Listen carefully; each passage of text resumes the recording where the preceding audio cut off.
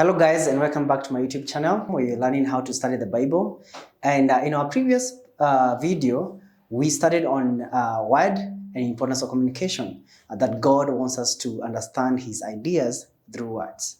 I'd like to say that that's a very important way to understand before you start studying the Bible. Like, you want to know what God wants you to know about Him, because the essence of studying is to get to know Him. And we say that Jesus is the Word of God. Now, because word form sentences, and that's how we communicate, today we're going to talk about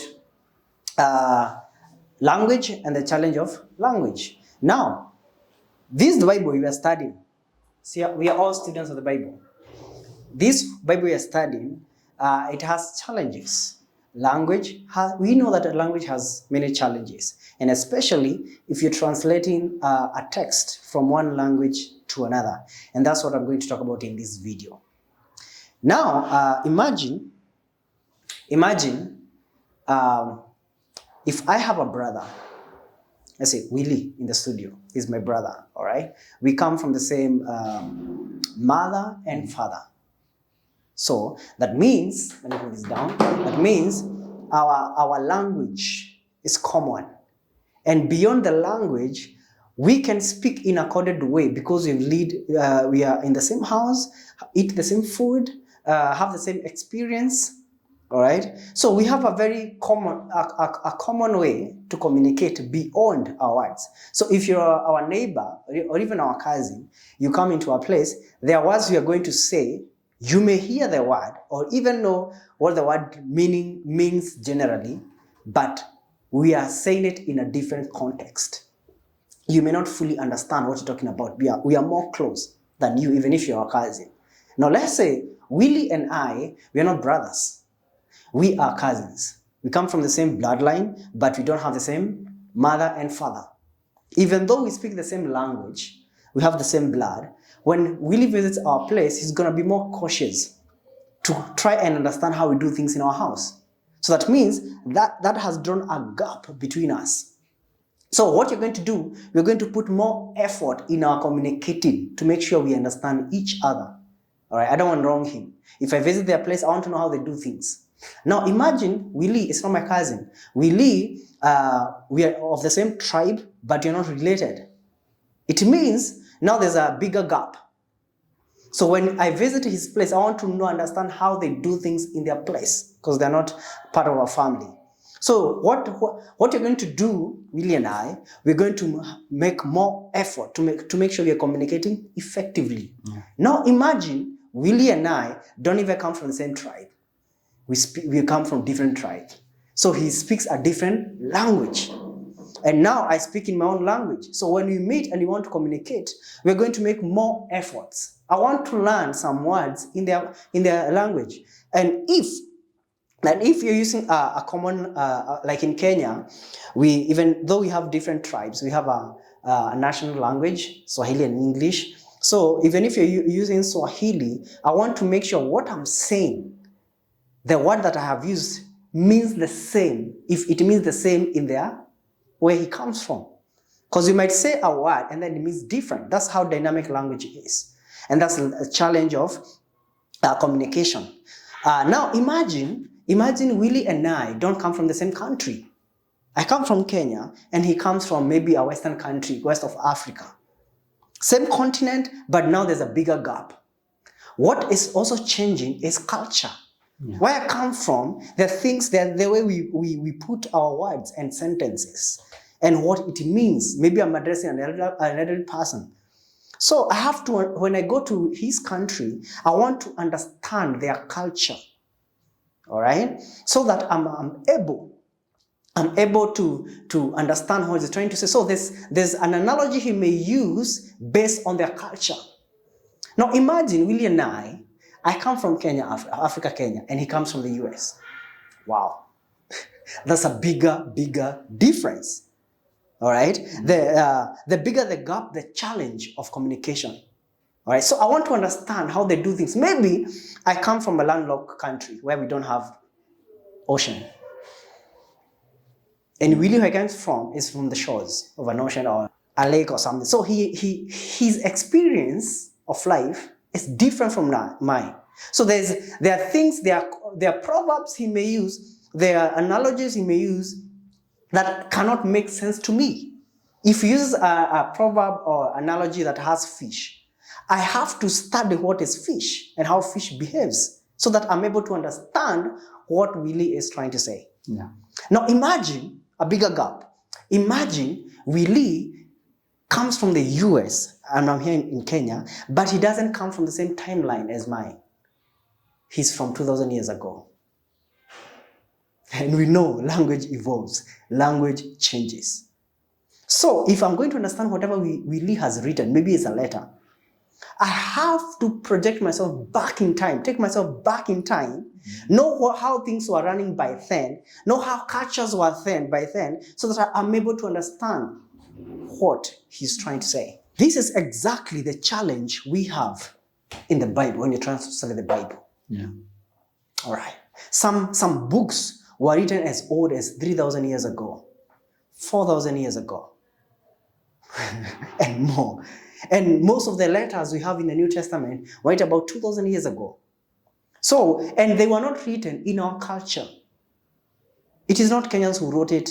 Mm-hmm. If from guy from the East, Israel is based in that culture. So when you're studying, you need to have all these in consideration, and that's why I've written them down here. Historical difference. There's a difference in history.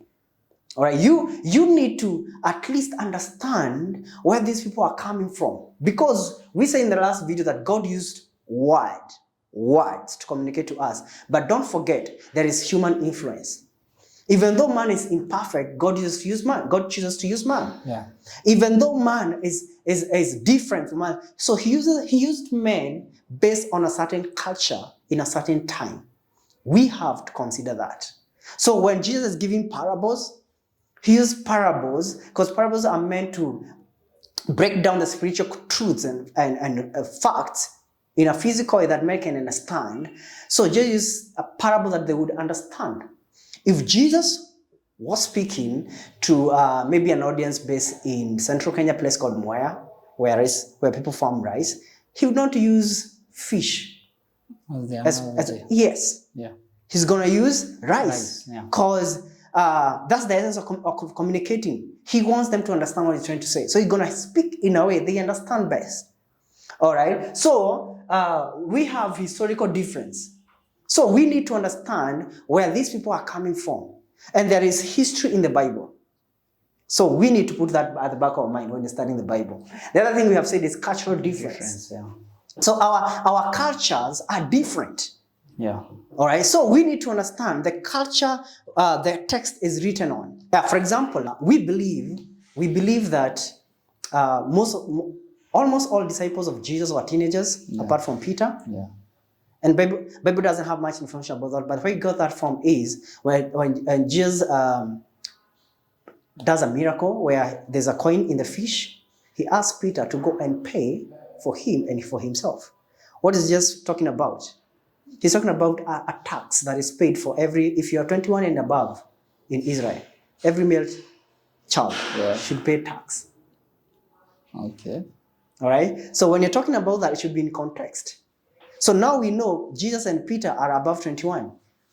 So the rest cannot pay that tax because they're younger. They're probably teenagers. So that's a culture. So we cannot use that and try to apply it in places like in Kenya. We don't have such a culture whereby when you hit 21 years, you have to pay tax for that. Our culture is different. Nalipa tax kwa mshahara. Now, that's cultural difference. There are so many other cultural differences you're going to see throughout these sessions. Yeah. In the next video. Today I just want to highlight the differences and challenge of language. And the other cultural difference, sometimes this is a challenge when studying the Bible, when like Kikuyu culture mostly almost resembles Jewish culture. So we might confuse that for Christianity because that culture is in the Bible. And we have Christian culture. Not when you say culture, there is Jewish culture that was even before the church was born. Yeah. So we need to be very careful not to borrow culture instead of taking the gospel in the Bible. because I see that a lot.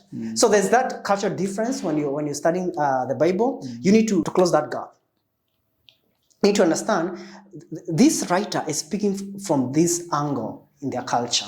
Okay. You know, that helps you understand how you're going to apply in your case. Yeah. So, and the other challenge is vocabulary difference. All right. Like I said, English, even English itself changes. All right. The English in the 16th century, 17th century, that is King James Version, is different from the New King James.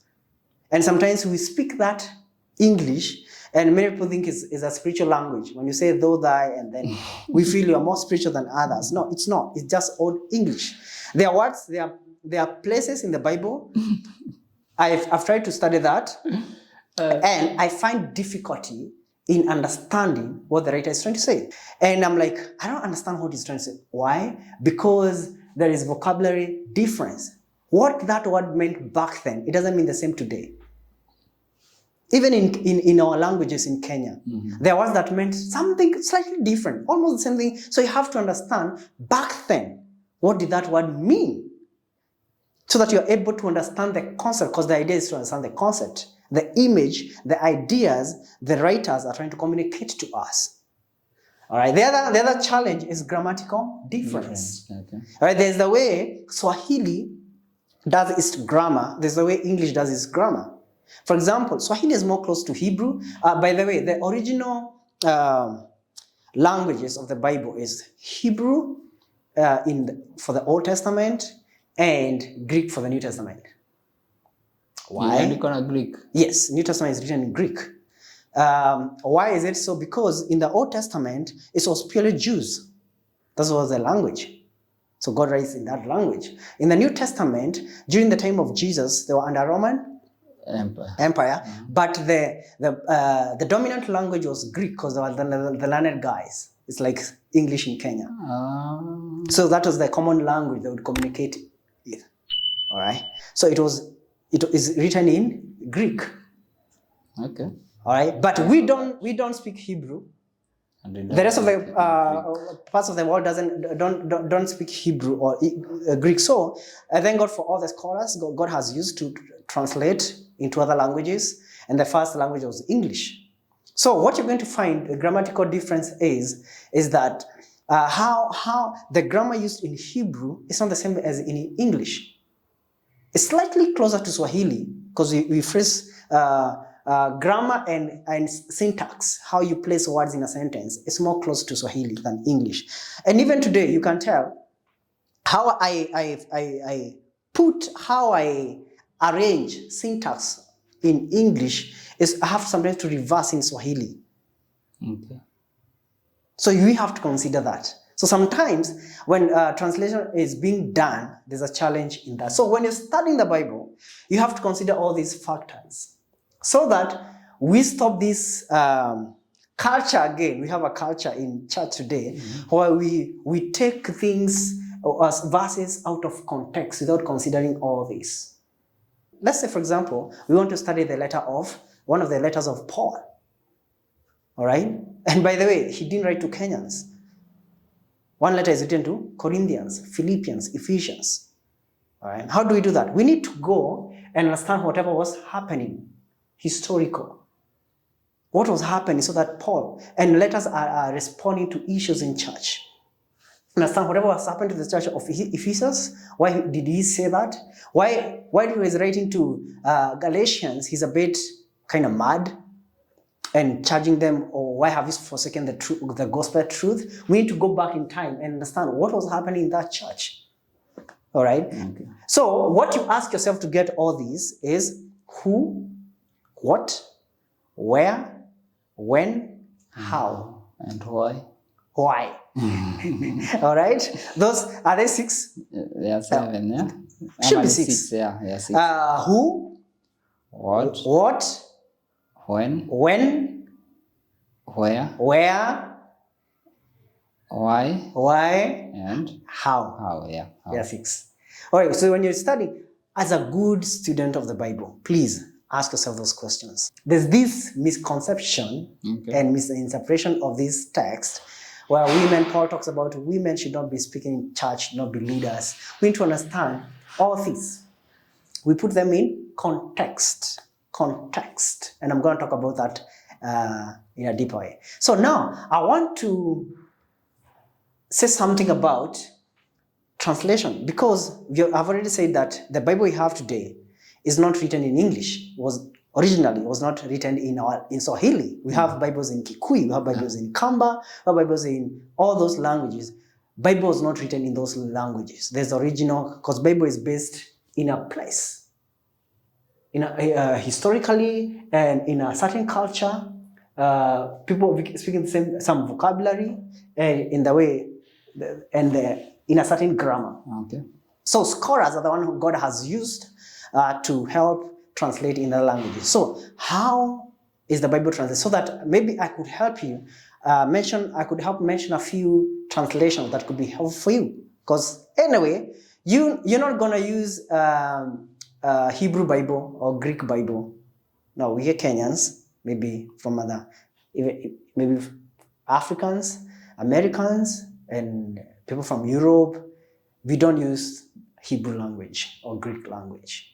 We're going to use our translations. But I'll mention a few translations and how translation is done. There are two, I don't say 3 ways, maybe 2.5, almost the third way. The third way is more modern. There are 3 ways to translate the Bible. One is word for word. Okay. Word for word. Translations.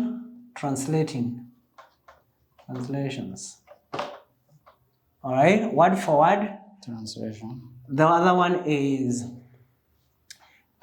this is where you translate from the original language. You translate word for word. You're not going to change the way they're written, word for word. The other style of translating is concept by concept, or phrase by phrase. Okay.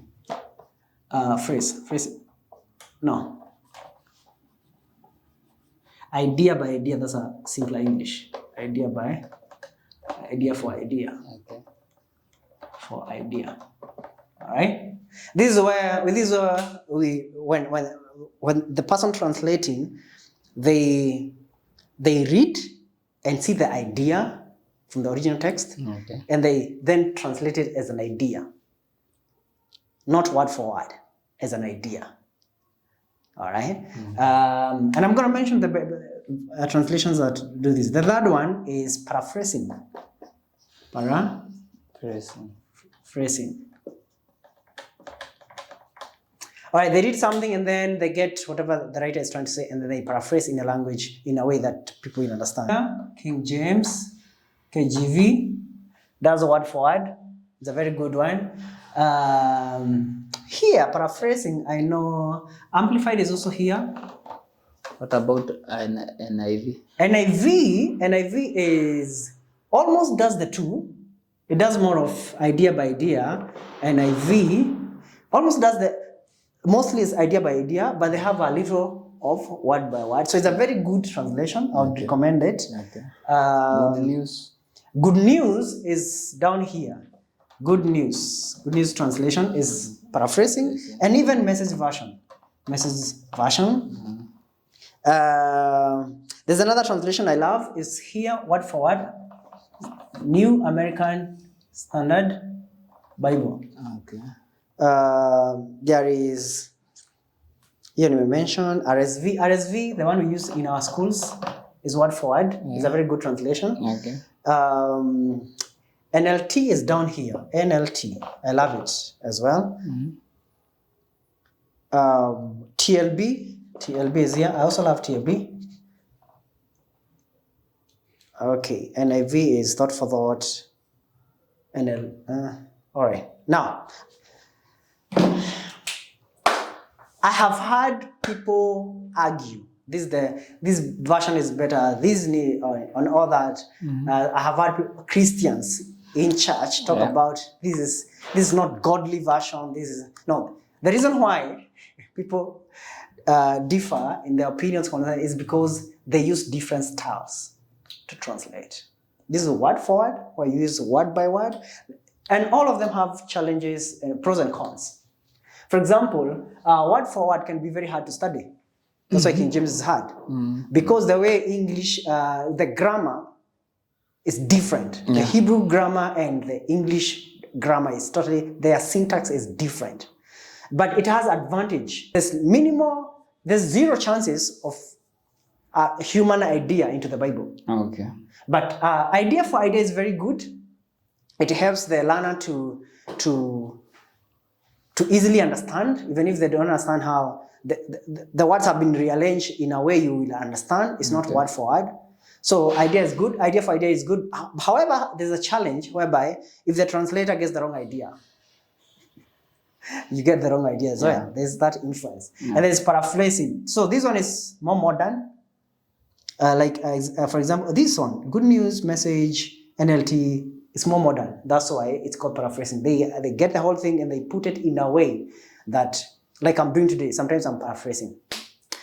All right, thank you very much for tuning in today. And that's the second part of our studying the Bible. We are yet to get deeper. So please consider all that as you study as a good student of the Bible. And thank you so much for tuning in. If this topic train blesses you, make sure you share with a few friends. And if you haven't subscribed, please do so. And please remember to hit the bell icon so that you're notified every time we release a new video. Thank you so much and God bless you.